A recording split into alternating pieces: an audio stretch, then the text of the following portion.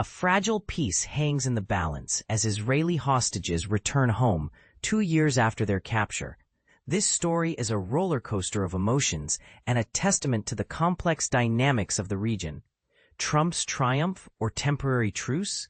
U.S. President Donald Trump is set to address the Israeli parliament on Monday amidst a 4-day Gaza ceasefire. The release of Israeli hostages and Palestinian prisoners is a tentative step towards resolving a conflict that has resisted peace for far too long.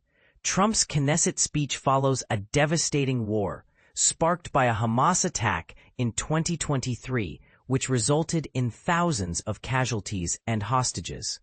A glimmer of hope, but a long road ahead.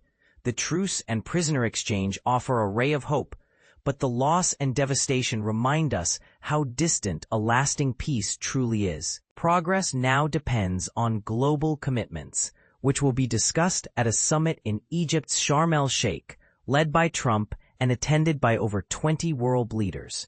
The summit, a global effort for peace. Palestinian President Mahmoud Abbas will attend, while Israeli officials will not. The Israeli government expects the remaining hostages to return early on Monday, with the living hostages released together and the bodies of the deceased hostages handed over. The release of Palestinian prisoners, including minors and militants, will follow, but only after the safe return of Israeli hostages. Devastation and resilience. Palestinians returning to northern Gaza describe scenes of immense destruction.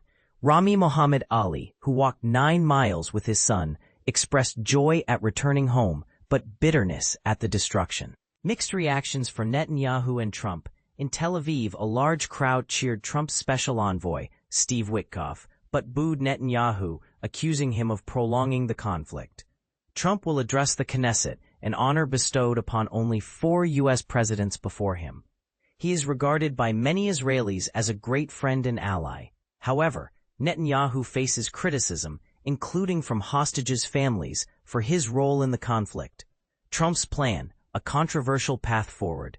Trump's plan, mediated by the U.S. and other countries, calls for an international body, led by himself and former British Prime Minister Tony Blair, to oversee Gaza's post-war administration.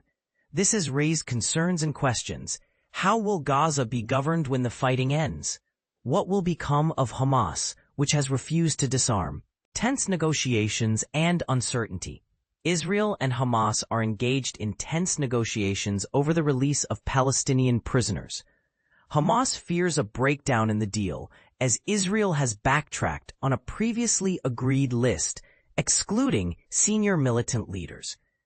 The Israeli Justice Ministry released a list of 250 Palestinians to be freed, but key Hamas demands were missing.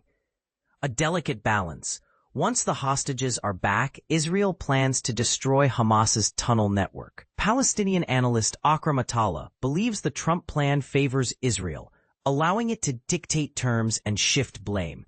He warns that Hamas, the weaker party, loses leverage once it hands over the hostages. This story is a reminder of the complexities and challenges facing the region. As we navigate these delicate negotiations, one question remains. Can this fragile peace hold, or will it crumble under the weight of unresolved issues? What are your thoughts on this delicate balance and the potential for lasting peace?